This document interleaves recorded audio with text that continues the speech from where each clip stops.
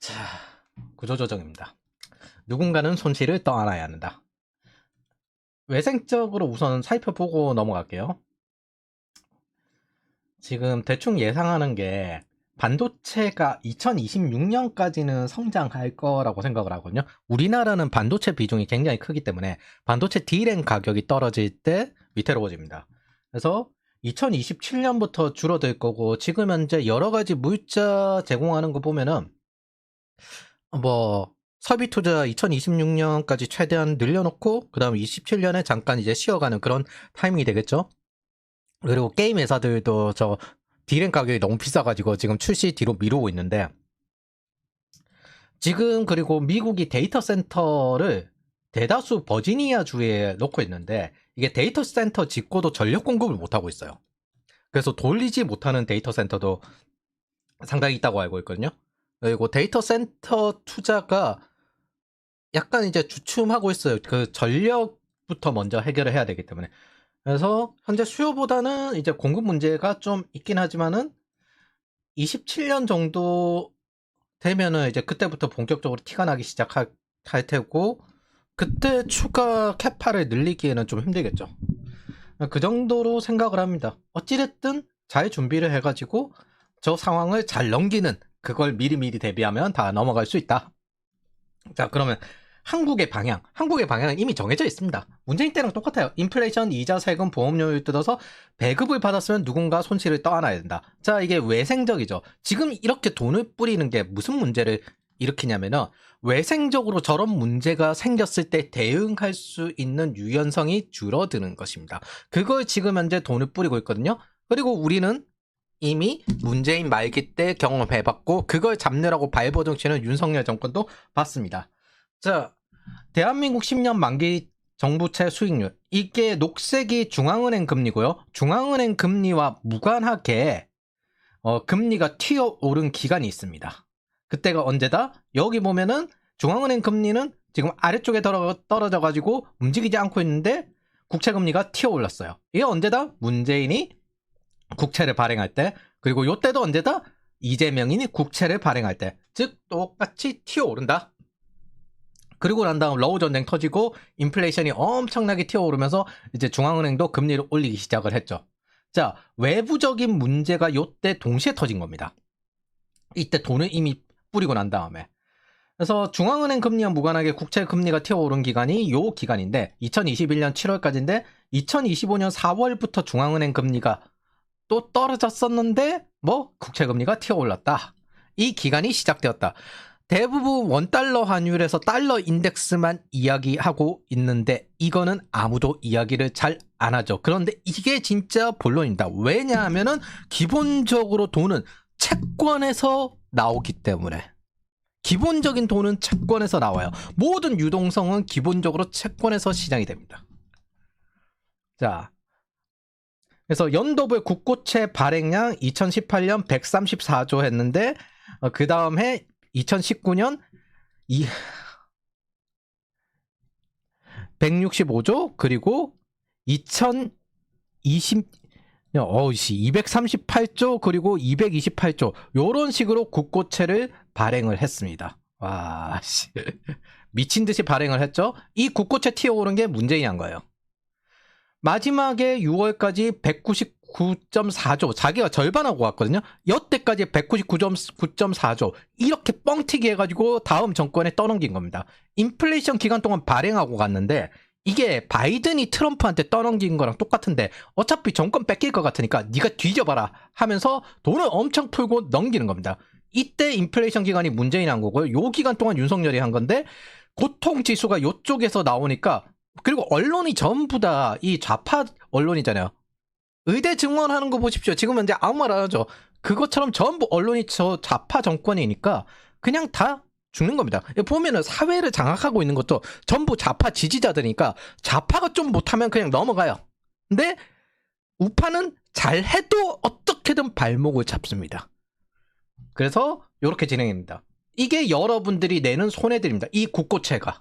세금이 올라가고 보험료이 올라가고 인플레이션이 나고 그런 것들이 전부 여기에 있습니다. 화폐 가치 떨어지고. 솔직히 상식적으로 생각을 해서 한 방에 이렇게 2배 넘게 국고채를 한 해 만에 뭐 한두 해 만에 이렇게 발행을 했는데 화폐 가치가 안 떨어질 수가 있습니까?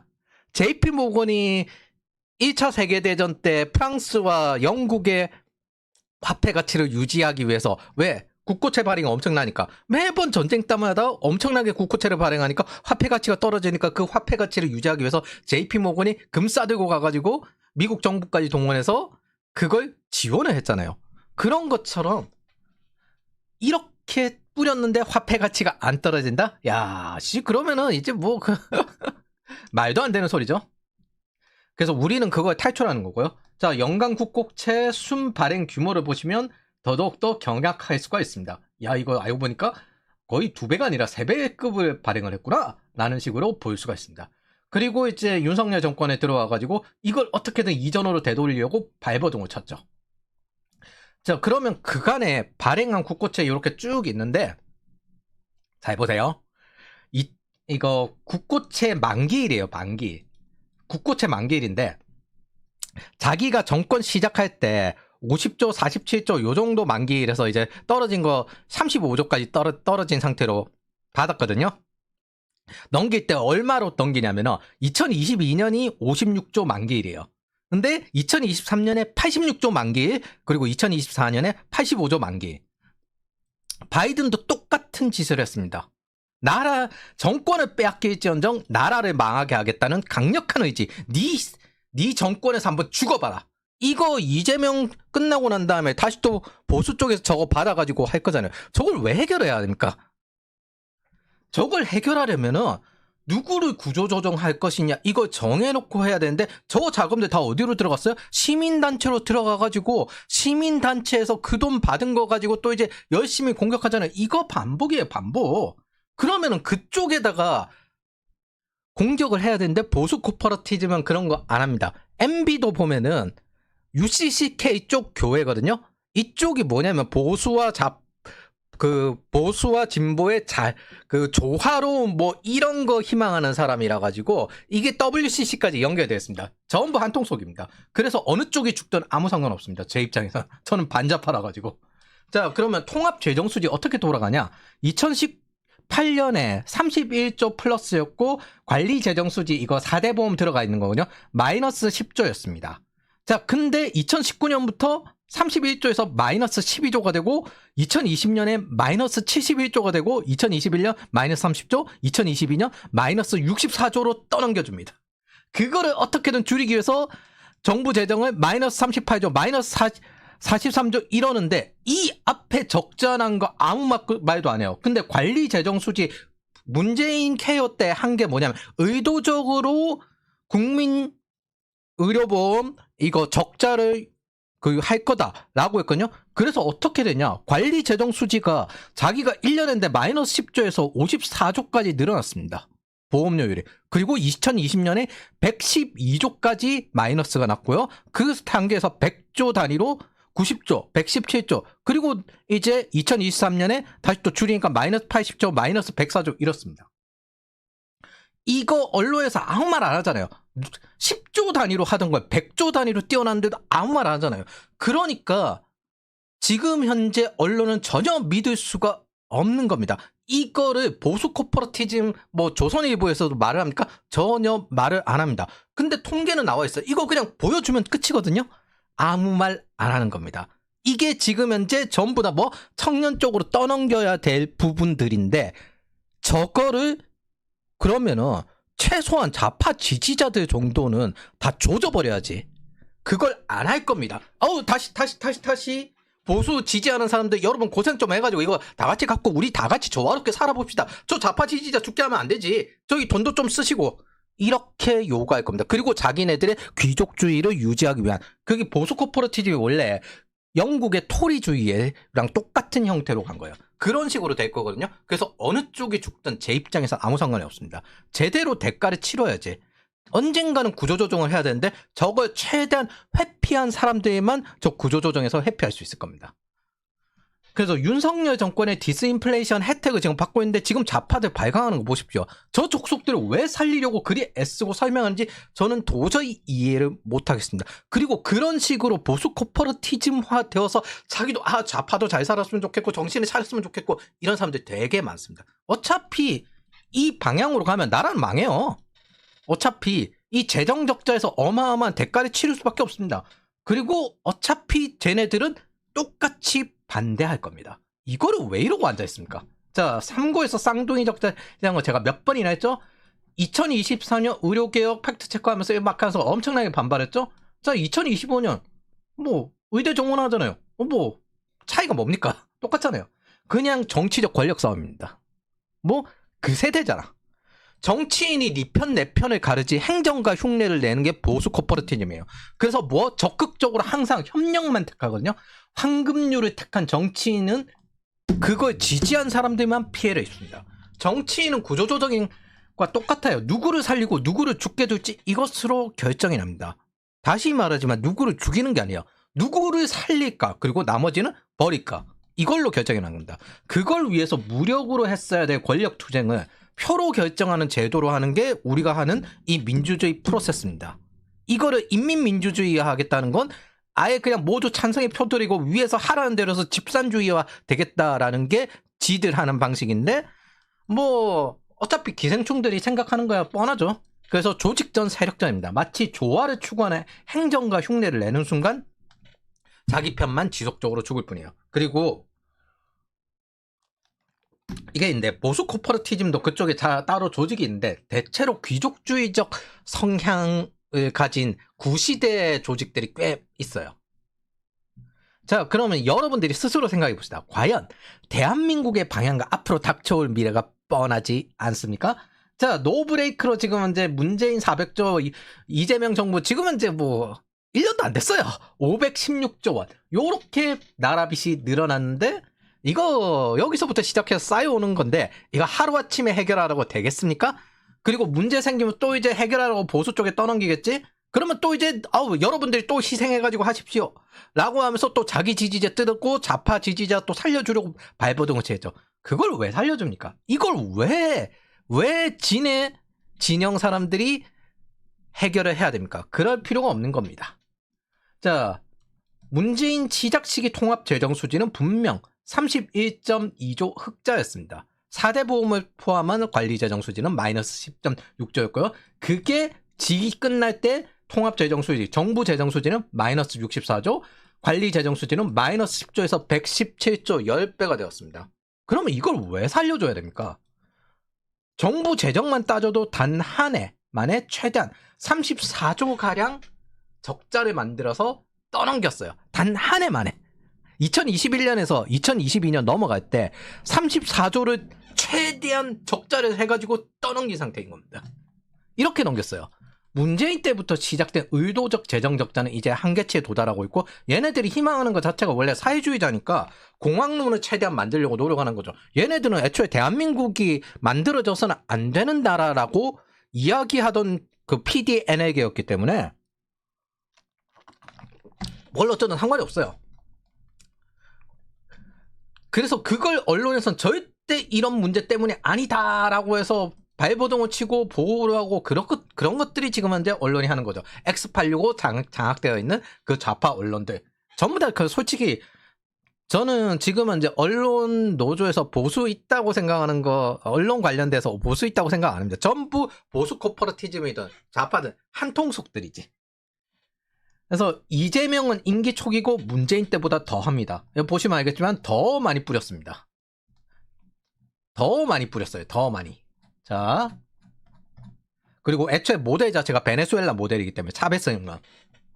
저 배급 족속들이 득을 대는 과정에서 과연 한국이 장기적으로 버틸 수 있습니까? 이 방향이 뻔해요. 한국의 상황이 5년, 10년 뒤에 괜찮을 거라고 봅니까? 여러분들이 학생들 가끔 보면은 자기가 10년 뒤에 지금 현재 커리어 로드를 그냥 쭉 갈 거라고 생각하는데 여러분들 10년 뒤에 한국도 같지 않지만 여러분들이 하는 일도 똑같은 일을 안 합니다. 다른 일을 하고 있어야 돼요. 올라갈 수 있는 기회를 찾아가지고 공백으로 열심히 뛰어 들어가지고 그렇게 올라가는 거지. 커리어로도 내가 여기 들어가고 쭉 해가 10년 뒤 나오고 난 다음에 정보보호 전문가로 뭐 이렇게 해서 CISO가 이렇게 되고 그런 식으로 안 됩니다. 지금 현재 CISO들 전부 다 개발자 출신들이에요. 그런 식으로 안 올라가요. 하나로 쭉 해서 똑같아요. 한국의 상황이 5년 10년 뒤에 괜찮을 거라고 봅니까? 똑같아요. 여러분들 앞으로 진출해야 될 건 AI 플랫폼 엔지니어 이쪽으로 진출해야 될 겁니다. 자, 그럼 어쨌든 이걸 방치한 자들이 대가를 받아야죠. 그럼 뭐 좌파 지지자들이 받아야죠.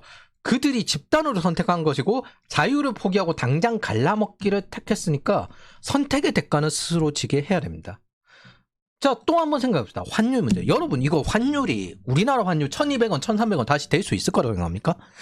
제가 개인적으로 생각하는 게 제가 1410원대 비상벨 울리고 이거 M2 통화량 이거 폭등했다 하면서 저는 그거 가지고 대응했거든요. 1410원대에 전부 다 달러로 바꿨는데 지금 한국은행장이 하는 말이 1400원대 초반이 적절하다라고 말을 했거든요. 에이, 1500원 안 될 겁니다. 이게 발버둥을 치는 거죠. 근데 하는 선이 지금은 이제 1440원대와 하는이 최대한 막으려고 하는 선, 공격선이 1480원대. 이 1차선, 2차선이 이렇게 딱 갈려서 요 사이에서 왔다 갔다 하고 있는데, 과연 여러분이 1200원, 1300원, 이걸 다시 볼 수 있을 것 같습니까? 한국에서? 어쩌면 원화 가치는 지금이 제일 비쌀 수 있고, 달러 가치는 지금이 제일 쌀 수가 있습니다. 우리는 해지 자산, 회피를 한 거죠. 즉 저는 문재인 때와 똑같은 결과 쌍둥이 적자 3고가 날 거라고 생각합니다. 그리고 그때는 임기 말기 윤석열 정권의 때 최대한 떠넘기기였지만 이제는 임기 초기죠. 누구도 막을 수가 없을 겁니다. 특히 그때와 가장 큰 차이는 더 이상 싼 에너지를 찾기 어렵습니다. 한국에서 더 이상 싼 에너지를 찾기 어렵습니다.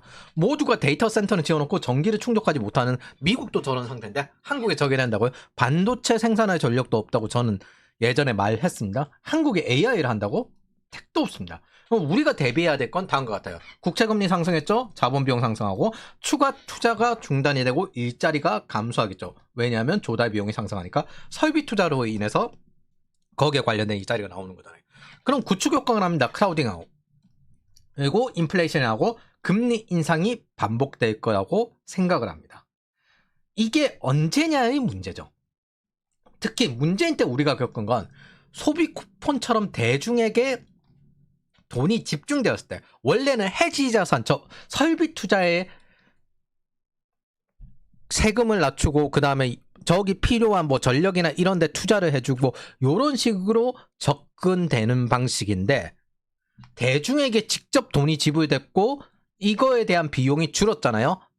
그 경우 어떻게 분수 효과가 나는지는 여러분들이 인지합니다. 직접적으로 혈당을 넣어버리니까 주사로 완전 혈액에 직접 넣어버리니까 어떻게 돼요? 바로 인플레이션이 쉽게 나죠.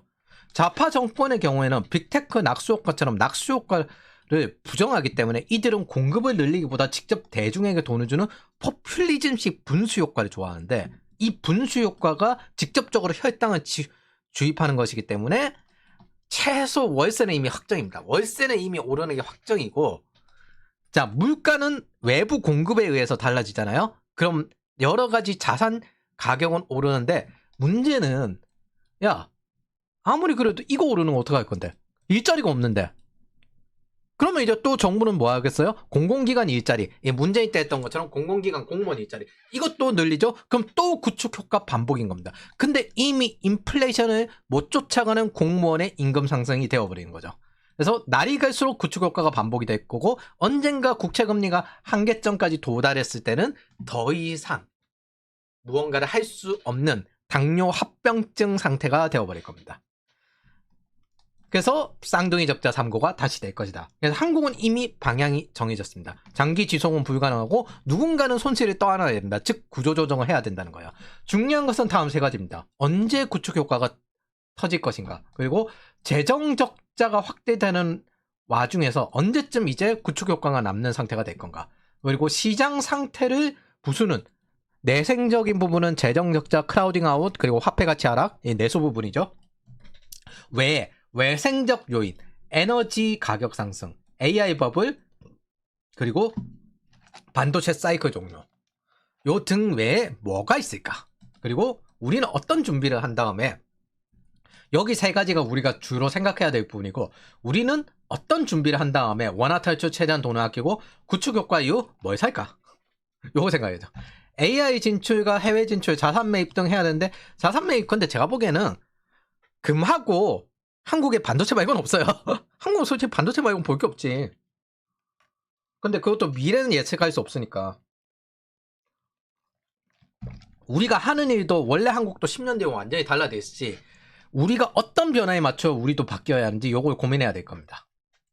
그래서 요 내생적, 외생적 요 두 가지가 제일 우리가 신경 써야 될 추적 관찰해야 될 부분이 될 겁니다.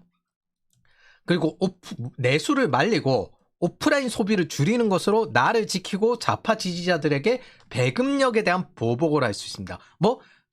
저 자영업자가 늘어나고 민간의 돈을 직접 풀었기 때문에 저게 많이 풀리면 풀릴수록 인플레이션이 올라갑니다.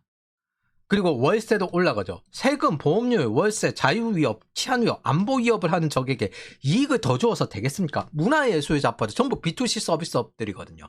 이것들에 대해서 최대한 줄여야 되는 겁니다. 온라인으로 소비하고 오프라인으로 소비를 줄여보십시오. 원래 하던 거에 3분의 1 정도만 줄여도 충분합니다. 어차피 불매운동은 배급받는 자들이 아니라 일하는 여러분들이 할 수 있습니다. 저들은 불가능합니다. 무엇보다 저들은 자영업자, 문화예술 잡화, 언론노조 광고로 먹고 살죠. 자동차 구매, 이거 대출 받아서 자동차 안 사면 은행 노조로 위험합니다. 주담대 막혔죠. 자동차 이제 안 사니까 자동차 대출도 막혔죠. 그럼 이제 은행에서 대출해 줄 수 있는 거 기업 대출이나 학자금 대출인데 기업 대출을 안 받죠. 요즘.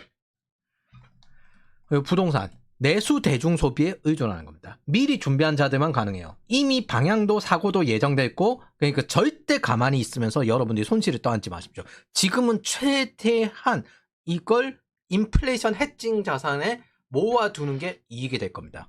그리고 책임은 뭐다? 배급을 주장한 자들이 받아야죠. 왜? 경고를 계속 지속적으로 한 여러분들이 받아야 합니까?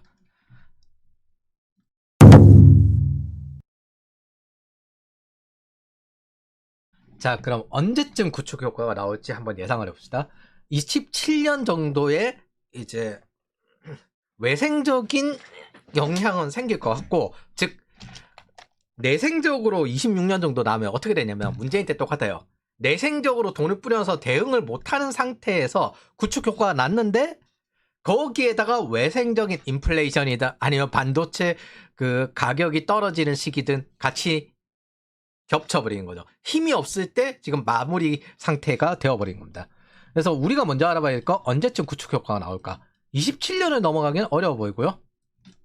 외생적으로는 우리가 통계할 수도 없고 파악할 수도 없고 한국의 경기는 반도체 수출이 개선될 동안 가능하니까 실제 대다수 외화 수급방법도 반도체고 그래서 27년을 넘기긴 어렵다. 이게 제 생각입니다.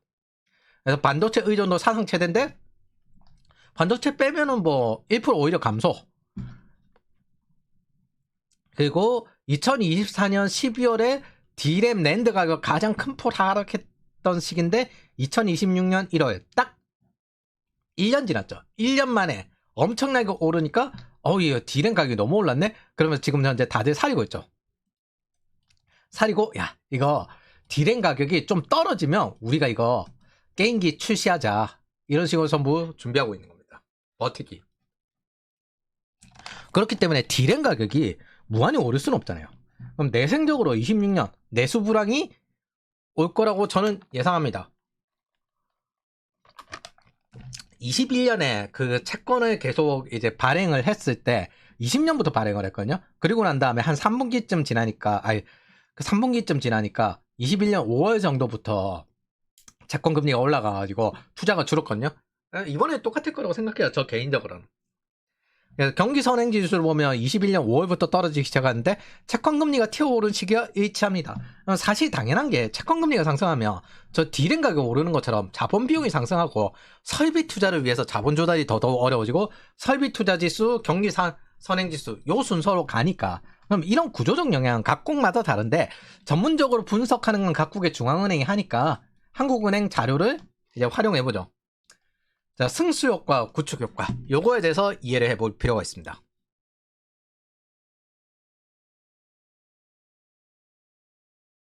경제학이라는 건 있잖아요. 기본적으로 돈을 효율적으로 쓰자는 거예요. 승수 효과가 뭐냐? 예를 들어 1원당 얼마가 발생하느냐. 전체 GDP, 매출이. 그래서 1원 투자해가지고 본원 통화량은 1원 투자하는 거거든요. 그래서 1.4원이 발생했으면 승수 효과는 1.4가 됩니다. 해지 자산으로 시작을 하는 이유가 그거예요. 바나나를 외국에서 수입을 해와요. 투자 자산에서 바나나를 이제 판매 플랫폼 올리고 유통망도 활용해가지고 이마트에 대중적으로 팔립니다. 폰지 자산에서 그 바나나를 요리도 하고 주스도 만듭니다. 잘 생각해보면 이건 바나나 공급되는데 이거는 있는 공급을 가지고 다른 걸로 추가해서 좀 더 편하게 팔리는 것 정도뿐입니다. 사실 이런 B2C 소비는 없어도 살아가는데 문제가 없습니다. 투자 자산에서는 바나나의 수요가 높으니까 한국도 더우니까 바나나도 키워보고 고급 바나나 나오고 새로운 바나나를 공급을 하죠.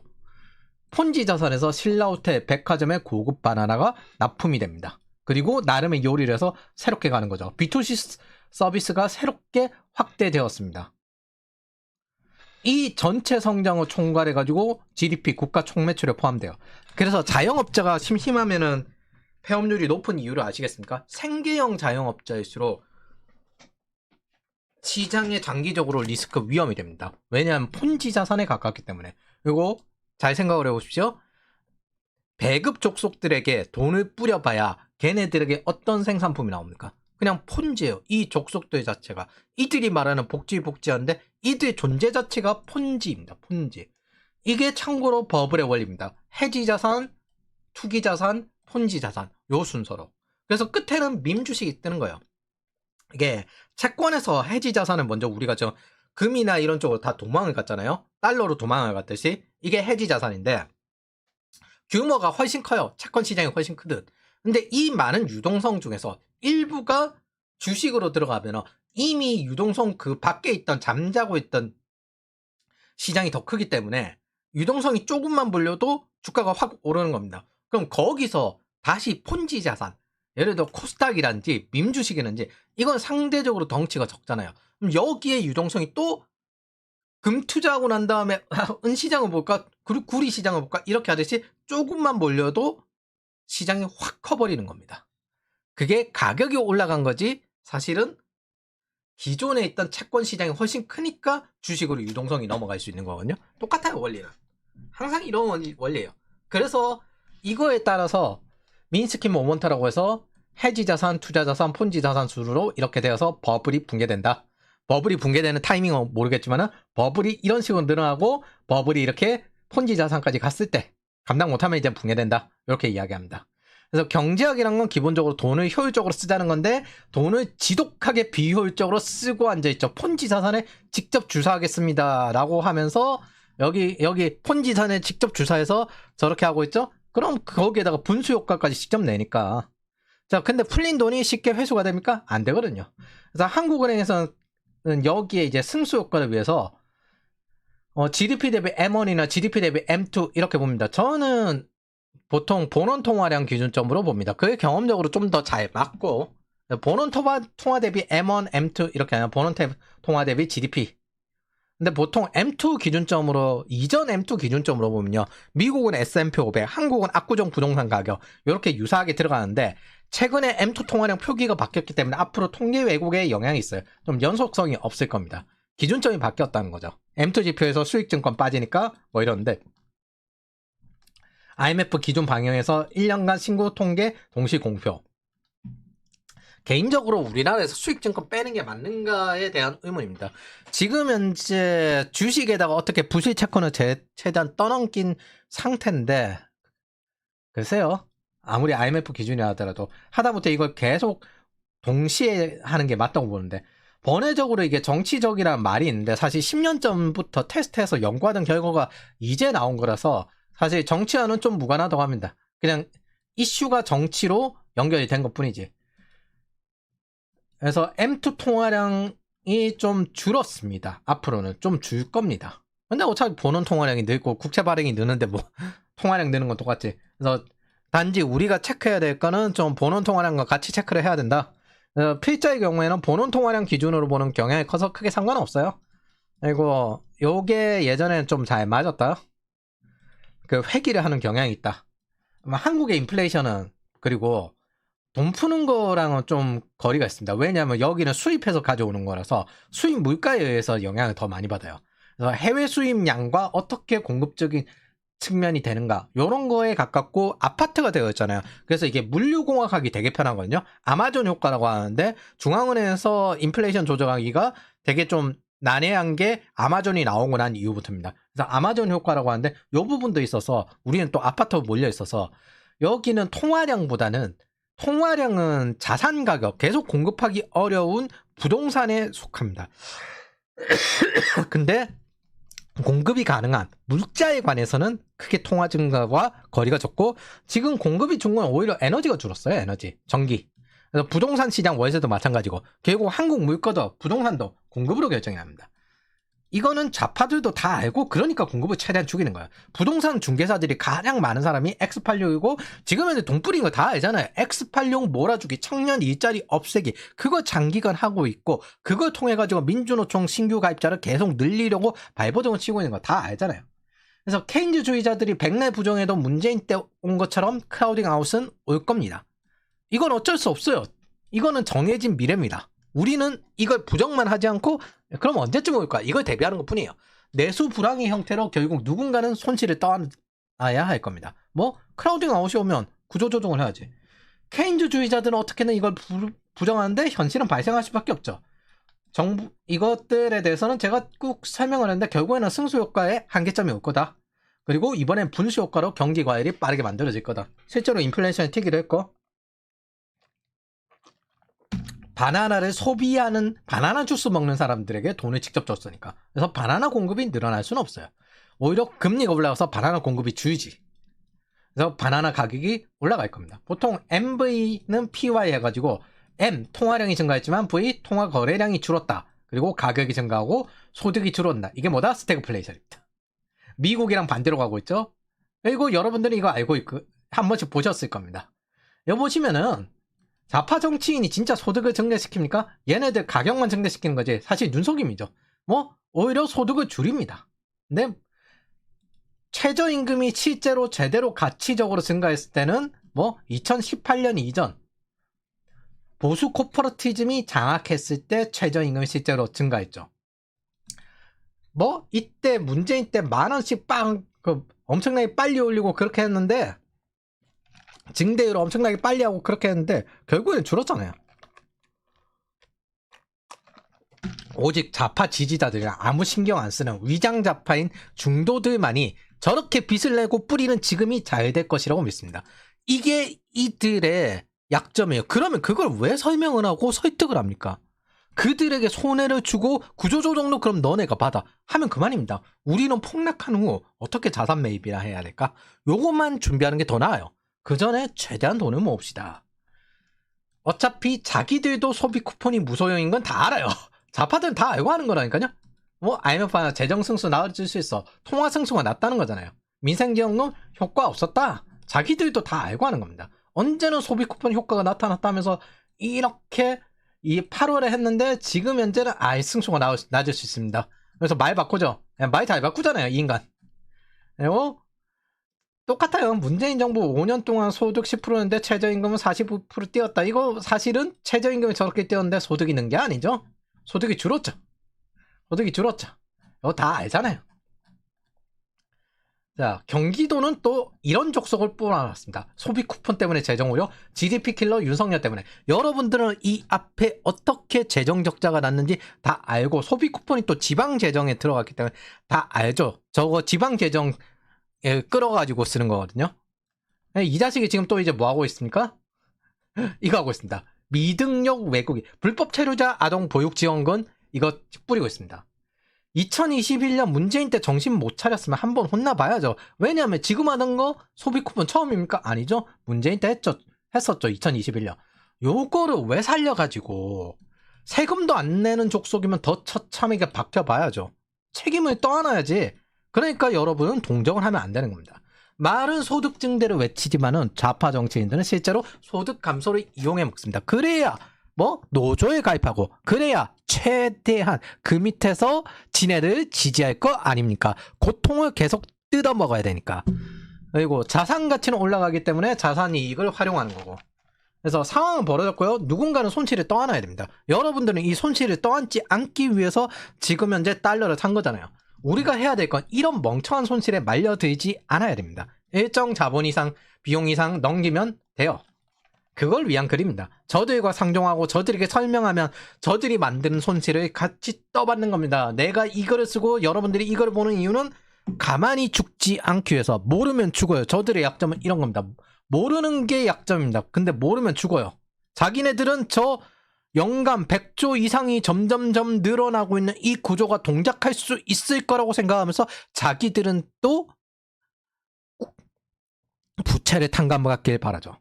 절대 좌파 지지자에게 나르시즘으로 너네 그러면 죽는다 설득하지 마십시오. 이미 구조조정 단계예요. 지금 상황을 보세요. 구조조정 단계예요. 그러면 누구에게 밀어줘야 되고 누구는 그냥 죽게 둬야 되고 이걸 결정해야 될 상황입니다. 상황은 벌어졌습니다. 누군가는 손실을 떠안아야 합니다. 그럼 누군가는 죽고 누군가는 사는 게 결정되는 질서가 벌어져야 되는 상황이 온 거예요. 지금은 혼란 시기입니다. 그러니까 그건 저도 배급견해야죠. 그리고 우리가 미리 경고했던 것처럼 환율을 경고했던 것처럼 모두 아는 상식대로 흘러갔잖아요. 소비 쿠폰의 효과는 없다. 월세는 폭등했고 환율은 올랐다. 이렇게 될 거로 얼마나 경고했습니까? 그런데 그냥 벌어지면 아무것도 아닌 것처럼 자기네들 책임 아닌 것처럼 이렇게 가잖아요. 그걸 왜 자꾸 설득을 하고 있습니까? 나 참 그거 맞았다고 기분 좋습니까? 맞았다고 기분 좋은 게 아니라 그걸 가지고 어떻게 이용해 먹을까 생각을 해야지. 제 지인들 같은 경우는 이제 내가 월세 놓는데 좌파가 들어오면은 한 2배 받아야지 이렇게 말하는데.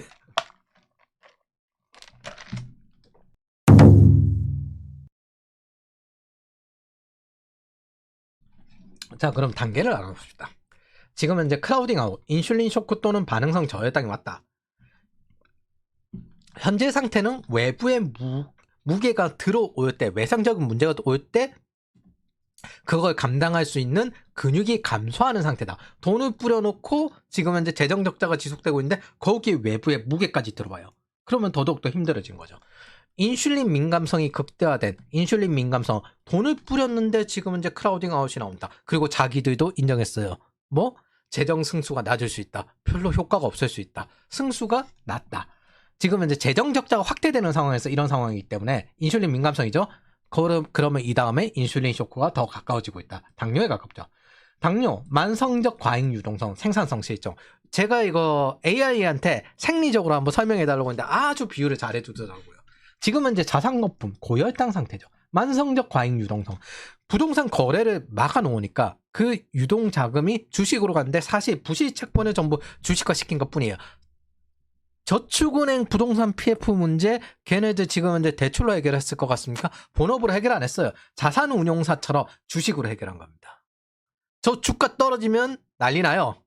자, 시중에 돈이 풀려 부동산 가격이 오르고 주식도 올라요. 혈액이 끈적끈적할 정도로 자본이 넘쳐 흐릅니다. 사실은 X86 돈 몰아주기죠. 왜냐면 여기에 물렸으니까. 그래서 순환경제에서 삼성전자 사서 손해본 투자자가 없는 상태가 되었습니다. 이게 여러분 솔직히 이게 뭐 버블이고 뭐 고혈당 상태지 이게 정상적인 상황입니까? 자, 세포기아 상태죠. 실물 경제가 침체되고 특히 양극화된 중소기업으로 자 삼성전자 이렇게 잘 나가는데 여기는 중소기업은 파산하고 있죠. 이거 뭐 제가 말했지만은 할인율이 높아졌기 때문에 생존이 불가능한 겁니다.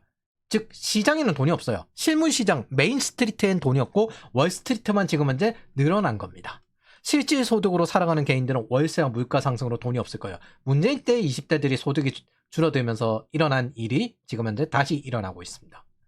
자, 그래서 지금 현재 소주 라면도 역대급 불황으로 소비가 안 되고요. 이 말이 안 맞든 안 맞든 여보 돈 뿌릴 거면 걷지 말자. 이 말이 맞든 안 맞든 이제 더 이상 중요하지 않습니다. 누가 구조조정을 당하느냐 이게 중요한 거예요. 오히려 저기 모르는 게 더 좋습니다. 근데 대다수 인간들은 이 보수 코퍼레티즘이 나르시즘이 있거든요. 코퍼레티즘은 이게 원래 귀족주의라고 했잖아요. 내가 맞아, 내가 지식인이야, 내가 맞는단 말이야. 이건 맞든 안 맞든 중요하지 않습니다. 이게 저기 모르는 게 중요하다니까요. 이게 더 중요해요. 이게 맞는 게 중요한 게 아니라 저기 모르는 게 중요해요. 그런데 여기에다가 설명하고 스스로 희생하고 싶어 합니다. 이런 사람들도 같이 죽게 둬야 됩니다. 구조조정을 해야 될 대상에게 구조대로 파견되는 사람들은 같이 죽게 해둬야 됩니다. 그 족속들의 특징이 뭐냐면 코퍼레티즘이 똑같이 있어가지고 야 너도 같이 해. 같이 구하자. 이렇게 하면서 같이 손실을 떠안자라고 합니다. 이 족속들 같이 죽게 해야 됩니다. 여러분들만은 절대 가난하지 말고 기회를 잡길 바랍니다.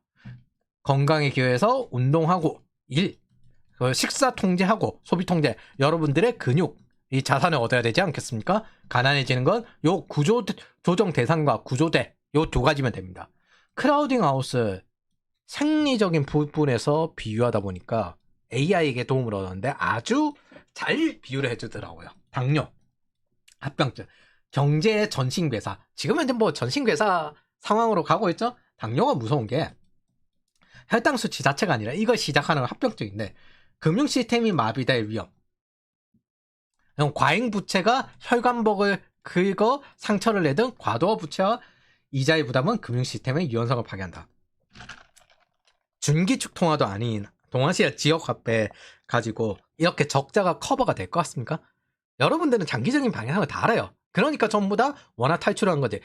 지금 원화가 제일 비싸고 지금 달러가 제일 쌀 수가 있습니다. 그거 한번 터졌던 게 문재인 발인 부동산 PF잖아요. 근데 그때보다 더 심하게 하고 있는데 과연 될 것 같습니까?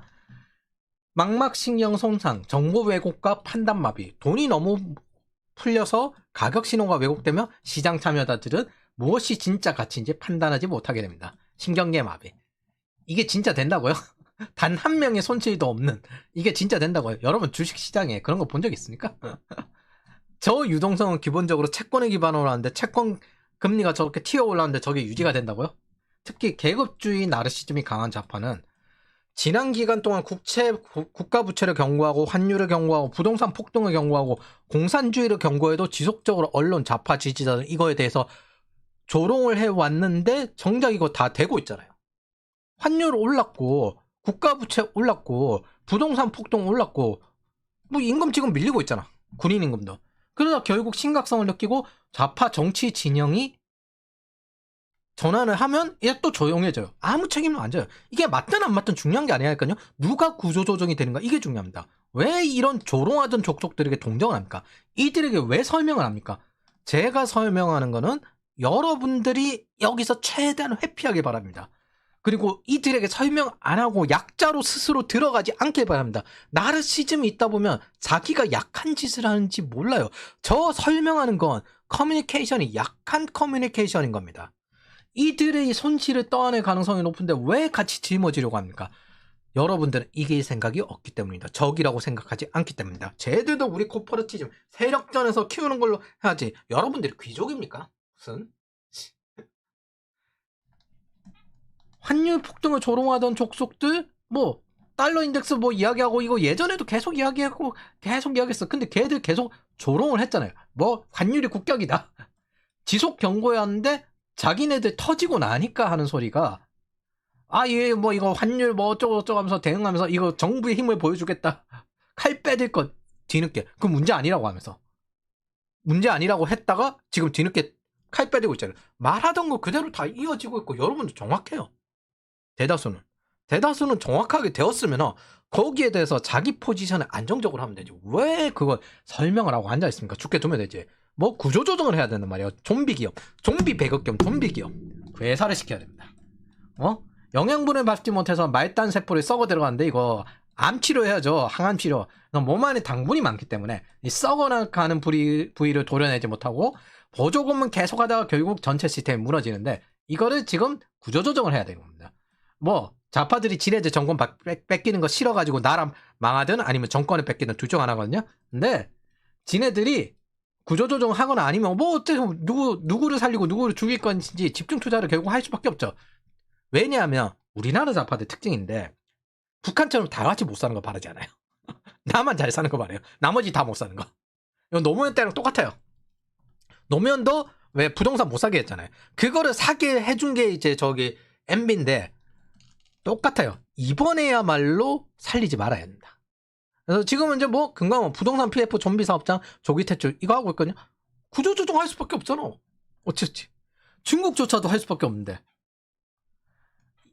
자, 이재명은 이걸 절대 터뜨릴 수 없습니다. 한 번에 터지면 한국 망해요. 좀비 사업장 칼질 나서. 왜? 터지면 끝나거든요. 이거 윤석열 때인데. 자, 자기네들은 안 할 것처럼 보이지만은 할 수밖에 없습니다. 뭐 좀비 기업 퇴출 빨라진다. 2025년 12월입니다. 구조조정 할 수밖에 없습니다. 그럼 여러분들은 구조조정 대상이 안 되려고 노력을 해야지. 왜 저기에다가 구조대 행세를 하려고 합니까? 그거 좀 맞췄다고 자기 보호하는데 안 쓰고 자기 잘난 하는데 쓰면은 그 꼬라지가 나는 거예요. 주변 사람 구하는 데 써야지. 자기랑 결이 맞는 사람 구하는 데 써야지. 그래서 건설업 침체에서 도소매까지 번진 기업 대출 연체, 비제조업 전반 경고 등, 뭐 정확히는 B2C 서비스업이 죽는 거죠. 자영업자가 죽는 거고. 싫든 좋든 간에 좌파 정권도 어떻게든 부실 채권 29일입니다. 12월 29일 정리 속도전, 최대한 눈속임용 파킹, 이걸 계속 해가지고 하고 있는 겁니다.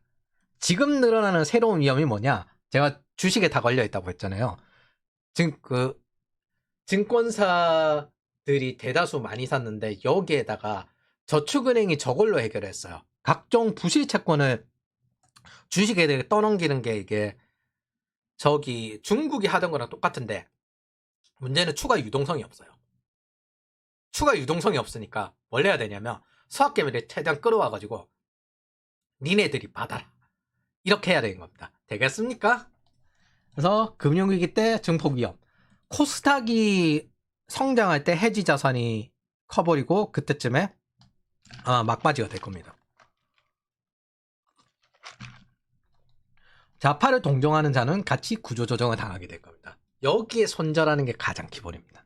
이미 상황은 벌어졌고 구조조정을 해야 되고 살인자파 손절은 생존 진행성이고 서부지법 사건에서 구속된 분 중 어떤 분이 다른 정치 지지자 교도소에 있는 사람한테 심정지로 돌아가셨다고 합니다. 그런데 언론에서 이야기 하나도 안 합니다. 살인자파 손절은 생존 진흥순이고요. 얘네들은 죽어도 상관이 없어요. 애초에 인민재판을 하려고 하는 목적이기 때문에 이들은 왜 자신들이 구조조정되는지 모르게 해야 됩니다. 모르게 해야 되지. 그게 약점인데 적이라고 생각을 안 하니까 자꾸 이런 거예요. 보수 코퍼러티즘을 손절을 하십시오. 그게 지금 우리가 올바르게 하는 경쟁 방법입니다. 우리는 구조조정을 회피하고 이후 폭락한 자산을 주울 준비를 해야 합니다. X86이 그리했던 것처럼. 두 번째, 경제적 당뇨의 원인, 운동 없는 폭식의 누적. 뭐 일 안 한다는 거죠. 설비 투자 없이 통화 발행만 반복해온 국가들. 뭐 설비 투자에 돈이 들어가야 되는데 통화 발행 어디에 들어갔어요? 아니 뭐 분수 효과로 직접적으로 당을 주사한 거죠. 정치적 당뇨, 표를 얻기 위해서 근육을 키우는 고통, 구조조정 대신 당분, 재정 지출을 계속 주입한 결과 인슐린 저항성 고착. 그냥 뭐 돈 뿌려도 기업들이 투자 안 해요. 지금 비용이 올라가 있는데 자본 비용도 올라가 있는데 지금 떨어진 자본 비용이 이전보다 올라간 자본 비용이었습니다. 그러니까 이지머니가 없어요, 더 이상. 그리고 에너지도 싼 게 없고 물가도 싼 게 없어요. 최소한 이걸 봤을 때 떠오른 게 있습니다. 좌파는 어떻게든 지들이 안 망하려고 최소한의 구조조정을 할 가능성이 높습니다. 그리고 재정 지출은 27년까지 멈추지 않을 거라고 했잖아요. 저게 계속 가능할 것 같습니까? 한국에 설비 투자 일어날 곳은 어디 있습니까? 반도체 말고는 없어요. 그러면 전기세가 올라가면 그 역시 앞으로 지속하기가 어려워질 수도 있습니다. 우리의 국내 투자가 있다면 그럼 양도소득세 면제거든요. 반도체 이걸로 끝입니다. 물론 적어도 지금은 원화 탈출이 최우선이죠. 원화 가치는 구조적으로 무너지기 때문에 지금 원화가 제일 쌀 수 있습니다. 그리고 지금 원화가 제일 비싸고 지금 달러가 제일 쌀 수 있습니다. 배급 족속이 많고 고령화되고 있는데 배급 족속이 점점 카르텔화되고 있죠. 자, 지금 현재 2번 이게 진행되고 있는 상황입니다. 그럼 3번 한국 경제는 당뇨 합병증 단계인가 진행. 부동산과 특정 자산에만 돈이 쏠려 혈당이 너무 높음. 쏠린 게 아니라 주식에 쏠린 게 아니라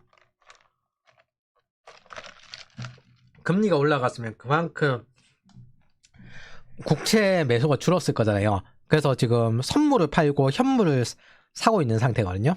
이거 이제 차익 거래인데 그럼 저 주식이 무너졌을 때 저 저축은행 문제가 어떻게 될지 저는 그게 제일 궁금합니다. 그리고 근육, 설비 투자와 생산성 향상이 멈춰서 힘을 못 써요. 합병증, 고환율 고물가 자영업 폐업, 말단세포와 모세혈관이 괴사했는데 지금 고물가까지는 안 왔거든요. 제가 보기에는 공급될 때까지는 고물가까지는 안 와요. 그런데 27년 정도 되면 어떻게 될지 모르죠. 그래서 동시다발적으로 발생하는데 요 단계를 지금 가고 있는 겁니다. 뭐 쌍둥이 적자 산 거는 무조건 올 수밖에 없습니다. 제가 보기에는. 그래서 더 이상 싼 에너지도 없고 그럼 필자의 경우에는 저의 경우에는 잠재 성장률 반등이 거의 없다고 생각합니다. 돈 뿌린다고 잠재 성장률이 반등해요? 그 돈이 순환되는 게 잠재 성장률 반등이지 설비 투자가 늘어나야 잠재 성장률이 반등인데 이 사람 심지어 예산 짜던 행정계열 사람이지 경제는 무관한 사람이에요. 전설의 영상 있죠. 코스피 PBR 얼마인지. 이 경제랑은 아예 무관한 사람이에요. 예산 짜던 행정학과 출신들이지.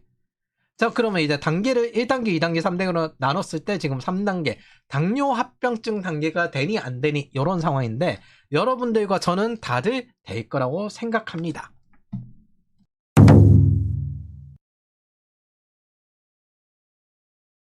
자, 그럼 단계는 나눴으니까 언제쯤 진행될지 내생적으로 파악해봅시다. 어차피 27년까지 혈당은 계속 주입한다고 했으니까.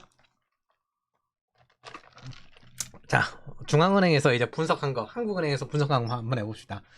굳이 이걸 볼 필요는 없어요. 그냥 건강검진상 당뇨 몇 단계쯤 위험이 올까? 뭐 이런 것들입니다. 언제부터 시작될지 타이밍을 적당히 예측하는 용도. 그래서 국채금리 상승하고 민간 유동성을 정부가 가져가서 크라우딩 아웃이 온다. 근데 지금 이제 재정 적자가 늘어나면 크라우딩 아웃이 좀 더 빨리 오고 돈 풀어봐야 그냥 인슐린 쇼크처럼 유동성 함정이 계속된다. 아, 유동성 함정이 아니지. 이건 다른 용어입니다. 그래서 돈 풀어봐야 경기가 좋아지는 효과가 안 온다. GDP 대비 국가 부채가 늘어날수록 돈을 푸는 효과가 적어진다. 한국의 안개점은 예전부터 60% 정도로 봤어요. 그리고 위 자료를 적용하고 과거 경험까지 비교해보면 3분기 그러면 딱 지금 9월에 풀었으니까 12월 지나고 3월쯤에 오지 않을까 생각합니다. 그 이후에는 돈을 풀어도 소용이 없고 오히려 부채만 늘어날 테고 그리고 국채 발행을 할 때도 아무리 발행을 한다 하더라도 지금 이렇게 풀었는데 적자, 재정 적자가 더 늘어날 거잖아요. 우리는 문재인 때 경험했고요. 아래 이거 이제 이 문서들 자료들입니다. 자, 충격 발생 시 즉시 증가하지만 돈 풀었을 때는 즉시 증가하지만 일시적으로 영향을 받고 있음을 알 수 있다. 그래서 뭐 근데 CPI의 유의한 증가, 즉 소비자 인플레이션이 증가하고 돈 풀어서 소비자 인플레이션 증가하고 세금 증가에는 아무런 효과가 없다. 자기가 갚을 수 있다고 했거든요. 국채 100조 그 이상 만들어 갚을 수 있어. 못 만들어요. 세금 증가에는 아무런 효과가 없다. 장기적으로 CPI는 수렴하고 어차피 우리가 수입해서 가져오는 입장이라 수입 물가 영향이 더 큽니다. 환율 문제가 더 큰 거죠. 그리고 정부 부채 비율은 단기적으로 상승하고 M1은 중기적으로 감소한다. 중기적으로 감소한다? 이 뜻은 뭐? 잉여 현금 흐름이 낮아진다. 이거 제가 전편에서 이야기를 했죠. 콜금리부터 상승하고 생산자 물가인 PPI 생산 비용도 단기적으로 상승한다. 그 외에는 상승하지 않는다. 그 수입 물가 영향이 더 크다는 거예요. 이때 일자리 감소를 막기 위한 정부 정책도 함께하고 소비도 단기적으로 증가하고 GDP도 단기적으로 증가한다. 이때 원달러 환율이 일시적으로 절상한다. 일시적으로. 그러니까 우리가 제가 생각할 때는 지금이 할인이에요. 지금이 달러 할인입니다. 단 이번에는 근데 마땅히 보이지 않아요. 애초에 너무 뿌렸었기 때문에 적자가 심한 상태에서 들어왔잖아요. 그래서 상대적으로 효과가 더 떨어지는 것도 있는 것 같습니다. 아마 이미 재정 수지 적자가 과잉된 상태여서 그렇게 보여요. 또한 한국의 무역 흑자는 점점 줄어들 수밖에 없습니다. 중국 대상 적자 그리고 미국 대상 흑자 폭이 점점 감소하고 있기 때문에. 그래서 여기에 중국 덤핑에 더더욱더 취약해지고 있고 미국의 관세는 높이고 있기 때문에 더욱 위험해질 것으로 보입니다. 그래서 요거 보면은 제가 보기에는 1피리어드가 3개월인 것 같아요. 그래서 2피리어드, 3피리어드 정도 상태부터는 계속 이제 돈을 뿌려도 통화 승수가 마이너스로 나오거든요. 이 뜻은 돈 뿌리는 게 오히려 손실로 간다. 그래서 2분기까지는 효과가 있다. 그럼 3월 이후부터는 위험할 수 있다. 이게 정부 기준점이기 때문에 제가 피리어드를 3개월로 보았는데 통계가 애초에 이렇게 나오니까 사실 저 피리어드가 분기 기준점인지는 모르겠어요, 사실은. 근데 뭐 이전 거 보면은 대충 그 3개월 기준점으로 보면 맞는 것 같아요. 그래서 6개월 정도 뒤에는 터진다. 그럼 9월부터 풀었으니까 3월 정도부터는 이제 시작이 되고, 그 고통의 체감이 언제 되느냐는 요거 한 4분기 정도 지났을 때 되겠죠. 그럼 딱 1년이니까 내년 9월 정도. 근데 그 전에 이미 투자는 줄었을 때기 때문에 아마 채용이나 이런 그 부분에서 되게 어려울 겁니다. 그래서 단기적으로는 경기 변동에 대응책일 수 있지만 충격기 이후 정부 지출 증가는 오히려 경기를 수축시킨다. 즉 마중물 역할을 지금 현재 할 수 없는 상태인 거죠. 마중물이라는 게 물을 넣으면 물이 더 펌프를 통해서 올라오는 그런 걸 마중물이라고 하는데, 그 역할을 지금 할 수 없다. 국채금리 상승이 구축 효과를 보이고 부작용이 있다. 이런 겁니다. 에이, 되겠냐? 되겠냐? 결국에는 크라우딩 아웃이 온다는 거잖아. 그래서 아무리 부정해도 어차피 크라우딩 아웃이 옵니다. 정부 지출 경기 부양 효과는 정부 부채 수준이 높을수록 감소한다. 무한히 쓸 수 있는 것이 아니라는 건데 27년까지 확장 재정하긴 한다고 하거든요. 뭐 이것은 지네들 해먹는 용도지. 엑스팔료한테 돈 몰아주고. 그래서 이미 높은 상태라 소비 쿠폰의 효과도 없고요. 그래서 이제 잘 보십시오. 여러분, 한번 위에 고점을 찍는 게 중요한 이유가 뭐냐면은, 한번 자리를 잡으면은 할인율 이상은 계속 올라가고 할인율 이하는 계속 떨어집니다. 근데 젊을 때 뭐 좋아하는 거 찾고 뭐 그러면은 죽는 거예요. 스노우볼이 계속 구르는 거예요. 그거 가지고. 자, 이제 여기 맞춰서 어떻게 생존 경제 대비책으로 바꾸느냐. 요게 더 중요하죠. 이게 무슨 뜻인가? 구축 효과는 무조건 올 것이다. 이건 기다리면 되겠고요. 중요한 건 원화 탈출이고, 국제금리 상승 이후 원화 탈출이 더욱 중요해지고 지금은 할인일 수 있다. 물가는 오르지 않지만 한국 측 공급 문제가 섞여 있고, 공급이 중단된 게 지금 부동산인데 월세는 어차피 오를 거다. 자본 비용이 늘어나서 부동산 가격은 더 오를 테고, 이건 통화량과 매우 깊은 상관관계를 가진다. 사실 스태그플레이션이든 통화량을 따라가는 것은 주식 부동산이에요, 원래. 그리고 그 이상 수익을 주는 게 보통 원자재입니다. 원자재. 그래서 80년대에 1위가 엑슨모빌이었어요. 주가 1위가. 그래서 손실은 국채가 나고요. 원리는 당연하게 국채를 많이 발행해서 통화량이 늘어나는 것이기 때문에 국채 금리가 상승한 만큼 가격이 하락하거든요. 그럼 그 통화량만큼 주식과 원자재가 오르는 거예요. 채권이 더 크다고 했잖아요. 주식이랑 원자재 이쪽으로 들어가는 겁니다. 뭐 주식의 금융화가 된 국가에선 주식이 오르겠지만, 금융화가 안 된 국가에는 부동산이 좀 더 오를 수가 있어요. 채권 시장의 거대한 자금이 상대적으로 적은 주식과 원자재, 부동산으로 이동하는 건데, 보통 6개월 뒤에 구축 효과가 온다. 그럼 체감은 한 1년쯤 뒤에 제대로 받겠죠. 2분기 정도 고생해보면 제대로 받겠죠. 근데 뭐 누가 살려줄 수는 없을 겁니다. 그리고 구축 효과는 더 심해질 테고. 그래서 언제나 원칙은 같아요. 물가가 오른 게 아니라 화폐 가치가 떨어지는 거. 이거를 여러분들이 아니까 기본적으로 미리미리 대응하는 거죠. 근육량이 감소해서 체감 물가가 오르는 것 뿐입니다. 임금보다 자산이 더 오릅니다. 월세 폭등 대비하자. 그리고 정부 일자리는 늘어나고 민간 일자리는 줄어들 것이고 최대한 빨리 취업하자는 거예요. 제가 열심히 취업을 시키고 있죠. 여러분들이 과거 1200원대 환율로 돌아갈 수 있을 거라고 누구도 믿지 않을 겁니다. 이게 돌아갈 수 있을 거라고 봅니까? 누구도 믿지 않을 겁니다. 정부 일자리는 본원 통화량을 따라잡지 못할 테고요. 본원 통화량 이상 수익 낼 것을 찾아야 되는데, 결국은 AI랑 영어 해가지고 사이버 보안이랑 클라우드랑 AI랑 해서 플랫폼 엔지니어링 이쪽으로 뛰어들어야죠. 지금 현재 그게 제일 돈이 될 것 같으니까. 그리고 투자가 일어나니까. 구조조정은 결국 누굴 죽이고 누굴 살릴지 결정하는 겁니다. 뭐 정확히는 죽이는 게 아니라 죽게 두는 거예요. 누굴 살릴지 결정. 그래서 AI로 뛰어들어야 되고요.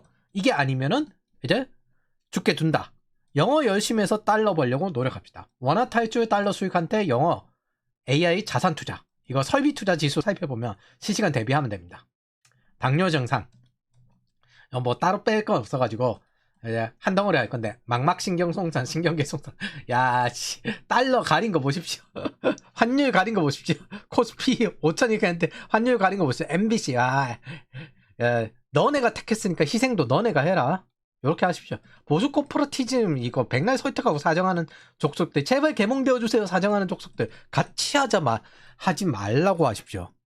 니네가 택했으니까 희생도 니네가 너 왜 우리 보고 같이 하라고 해. $1 환율 숨긴 거 보십시오. 자, 학생들이 대부분 착각하는 게 있는데 여러분들이 받는 임금 투자금입니다. 일 안 해도 그거 돈 주잖아요. 똑같아요. 자신이 받는 임금이 투자금이 아니라 일한 만큼 가져오는 성과금이라고 생각하는 사람들이 있습니다. 그럼 성과금은 왜 추가로 지불하겠습니까? 뭐 성과금 따로 주는 거예요. 투자금 이상으로 획 만들었으니까. 그래서 뭐 자신이 받는 임금이 투자금입니다.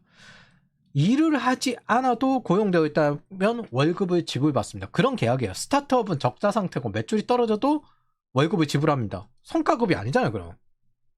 즉 투자금이기 때문에 계속 지불하는 겁니다. 그리고 투자금이란 건 인적 자원으로 생각하는 거예요. 비용이 아니라. 인간이 비용이 아니라 인간은 스스로 성장할 수 있는 자원이고 투자할 가치가 있다. 이거를 지독하게 개념을 바꾸려고 노력했던 게 피터 드러커입니다. 여러분들은 매 순간 투자 유치를 받아야 하고 그걸 위해선 IR을 해야 되는 입장이고 학생들에게 엘리베이터 피치를 하라고 말은 하긴 하는데 실질적으로 뭐 제대로 훈련시켜 본 적은 좀 드물긴 합니다. 여력이 없어가지고. 그래서 이런 퍼스널 브랜딩을 해야 됩니다. 이런 크라우딩 하우스는 기업 투자가 줄어들면 채용도 줄어들어요. 왜냐하면 기업 투자 프로젝트 신규 인력 요순으로 가기 때문에. 이렇게 국내 기업의 채용 계획이 줄어들면요. 해당 정권은 그렇게 망하면 안 되기 때문에 이런 식으로 늘립니다. 문재인 때도 똑같았죠. 공공기관 정규직을 확대시킨 거.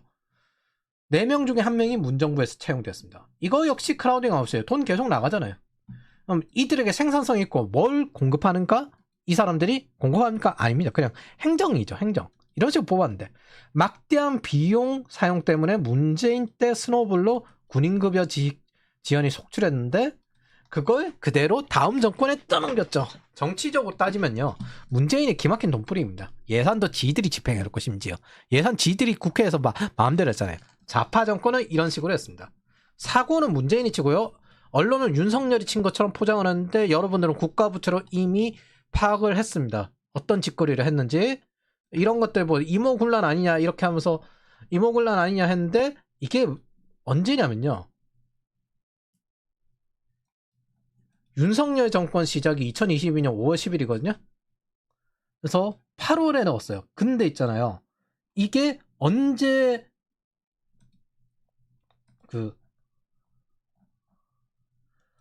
지난 5월 31일 근무자의 제보를 야씨 20일 지나고 와 불만이 있어도 말 못하는 심정. 야 20일 지나고 이제 정권이 바뀌어가지고 너무나도 불만이 있다 하면서 이거 띄우는 거 보십시오.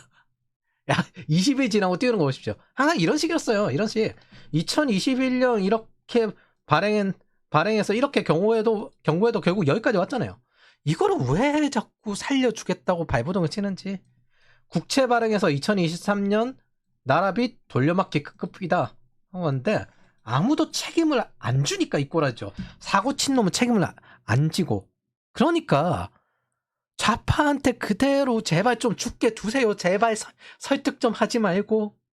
만기 상환 규모 이거 보셨죠? 아까 위에서 이거 10조씩 확확 하다가 갑자기 30조가 푹 튀어요. 근데 처음 시작이랑 비교하면 한 40조 뻥튀기해서 넘겨준 겁니다. 자본 잠식 상태인데 사실상 이거 자본 잠식 되고 있는 상태인데 공공기관도 이런 것들 꽤 있거든요. 아이씨 소비 쿠폰 백날 뿌려봐라. 인플레이션을 줄이는 이유는 통화순서인데 해지 자산, 투자 자산, 폰지 자산 이렇게 순서를 할 때 폰지 자산 늘어나면 인플레이션밖에 안 되죠. 해지 자산 늘어나면 공급이 늘어나가지고 인플레이션이 줄어드는데. 그래서 자영업이 전 세계에 공통적으로 망하는 이유는 생계형 자영업 자체가 폰지 자산에 가깝기 때문입니다. 자영업이라는 건 기본적으로 부업 형태로 하는 형태여야 돼요. 결국에는 배급 좌파 지지자들 할인율이 올라갔으니까 뭐 돈을 뿌릴 때도 고통을 겪을 테고 구조 조정을 할 때도 고통을 겪을 겁니다. 그리고 그 구조대로 들어가는 사람도 똑같이 고통을 겪을 겁니다. 소비 쿠폰 뿌릴 때는 인플레이션으로, 구조조정할 때는 구조조정의 대상으로. 자, 모르면 시스템을 관리하는 자 판단 하나로 그냥 죽습니다. 여기다 한국은행 연구보고서에 지속적으로 나오는 게 정년 연장이나 호봉제를 통해서 자산을 팔기 어려운 고령 시대에 대비해서 금융 안정을 도모해야 된다라고 나옵니다. 이거 청년들 착취잖아요.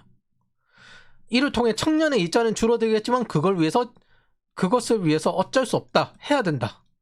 얘네들은 뭐 모르겠고 그냥 정부가 열심히 해가지고 신규 스타트업 난이도 높지만 열심히 해봐. 이렇게 나옵니다.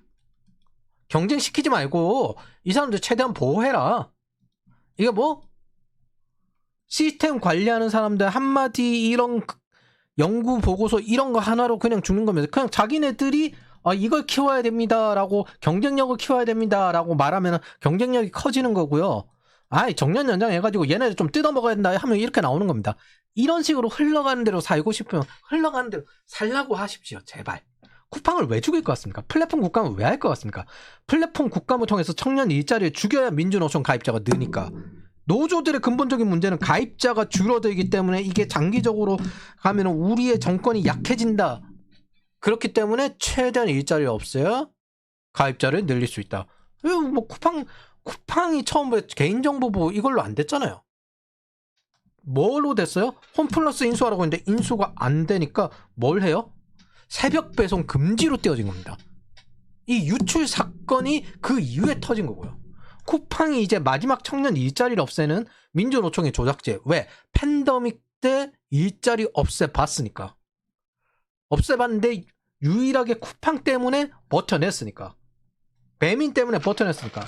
방치했으면 방치한 대가 치르면 된다. 반대했으면 반대한 만큼 미리 준비하고 당신은 손실을 회피하면 됩니다. 타인이 착한 손실에 말려들지 마십시오. 그거 왜 설명하고 있습니까? 이 루팅하는 새끼들한테 왜 설명하고 있습니까? 뭐 산적한테 가가지고 이거 너네 그렇게 있으면 호랑이한테 물려줬고 군대가 옵니다. 이거 설득하고 앉아있습니다. 좌파는 있잖아요. 타인의 것을 약탈하기 위해서 총칼을 들지만 우파 리버테리언은 자신의 것을 지키기 위해서 총칼을 듭니다. 그러니까 보수 코퍼러티즘에는 합류하지 마십시오. 어떤 상황이 벌어지든 얘네들은 좌파한테 합류하는 거잖아요. 어떤 상황이 벌어지든 이용할 방법은 많습니다. 그리고 예측된 리스크는 이런 식으로 예측된 건 있잖아요. 대부분 대응이 가능합니다. 그럼 대부분 이걸 안 봐서 모르는 자가 당하는 겁니다. 정부도 리스크를 관리하고 여러분들도 관리하죠. 그걸 위해서 지금 이런 문서들이 나오는 거잖아요. 중요한 건 원화 탈출입니다. 다시 강조하지만. 그리고 B2C 서비스를 최대한 줄이십시오. 문화, 언론, 광고, 자영업이 커봐야 인플레이션과 월세만 오릅니다. 월세를 낮추고 물류공학에 기여하는 온라인 소비에 집중하십시오. 쿠팡 뭐 간간히 쓰십시오. 네이버도 괜찮습니다. 뭐 좌파 기업 어쩌고 하는데 그래봐야 어차피 물류공학에 쓰이기 때문에 좌파들이 역겨운 이유는요. 정부가 쓰는 돈도 2배, 세금도 2배, 이자도 2배, 자기가 받는 돈도 2배가 되어야 된다고 떠들면서 물가만은 2배가 되지 않길 바랍니다. 월세만은 2배가 되지 않길 바랍니다. 사실 이거 같은 거거든요. 괜히 좌파 살리겠다고 구조조정 당하지 마십시오. 구조조정은 저 사람들이 당해야 합니다. 살인좌파 손절은 생존지능수입니다.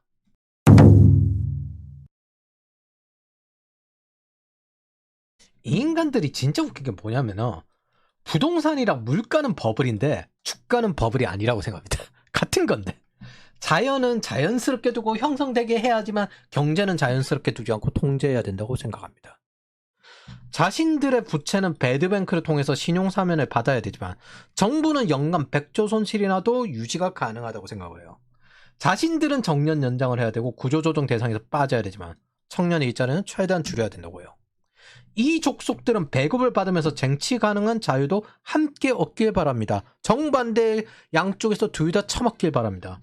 이들은 탈국가주의, 사회주의의 배급과 그에 반대하는 자유주의의 쟁취로 만들어진 안전망, 이걸 필요할 때 뷔페처럼 고르길 바랍니다. 이들은 반미를 미국에 가길 바라고 공산주의를 지지하면서 공산주의화가 안 된다고 이야기합니다. 이들은 좌파며 좌파 지지자고 중도로 위장한 좌파며 위장 우파인 좌파입니다. 우리 사회의 암덩어리고 하나하나가 염증 덩어리고 구조조정 대상이고 이 염증 덩어리의 구조대를 파괴하는 보수 코퍼러티즘도 같이 손절되어야 됩니다. 사고의 빈약을 가진 이 족속들 모르면 당하는 거죠. 좀비가 늘어났기 때문에 지금 현재 작은 조정을 해봐야 소용이 없어요. 살인좌파 손절은 생존 지능순입니다.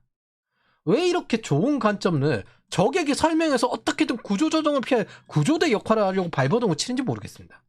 구조조정의 희생양이 많을수록 생존 가능성이 높아지는 지금 현재 생존 투쟁의 상황인데 왜 저러는지 생각해보면 절대 적이 아니라고 생각하기 때문이거나 아니면 쟤들이 망하면 나도 망한다고 생각하는 자립이 안 되는 사람이거나 뭐 어느 쪽이는 자립은 알아서 하고요. 지금까지 반자파들이 경고한 대로 계속 왔죠. 재정 적자, 부동산 상승, 물가 상승, 환율 상승. 자, 다음은 환율 조작국 아니면 뱅크런 이쪽이겠죠. 뭐 환율 조작국 이렇게 17조 쓰면 10억 17억 달러 썼으면 뭐 환율 조작국 나오거나 아니면 뱅크런 나오겠죠. 뱅크런. 자, 지금 정부 실패로 덮으려고 하니까 힘들죠. 이창용 총재님. 원화 회복력만 약해질 뿐이죠. 이러면 정부는 계속 돈을 풀 테고 비상시 실탄이 감소한다는 건 내생적 근감소증을 겪고 있는 거고 외생적 위기가 나오면 그거 무게 못 드는 겁니다. 비상 문제가 생기면. 그리고 이분이 하시는 말씀도 1,400원 초반일 거다. 우리가 근데 언제 샀죠? 1,410원 넘어갈 때 20원 요 사이에 샀죠. 35원 넘어가면 답도 없다. 근데 지금 하는 선이 1,440원 딱 나왔죠? 1,500원까지는 안 갈 거다. 그러면 우리는 누가 생각을 해도 이 환율이 1,200원, 1,300원대로 떨어질 거라는 건 생각을 못 하는 겁니다. 그리고 무엇보다 경악스러운 게 한국은행 총재가 환율을 예측해? 저거 예측하는 방법이 없거든요. 대응하는 방법밖에 없지 환율은 예측이 불가능합니다. 중앙은행 금리보다 더 어려운 게 환율인데 저걸 예측한다고요? 적정 가치가 있다고? 아, 택도 없습니다. 그래서 여러분들은 원화 탈출을 하셔야 된다.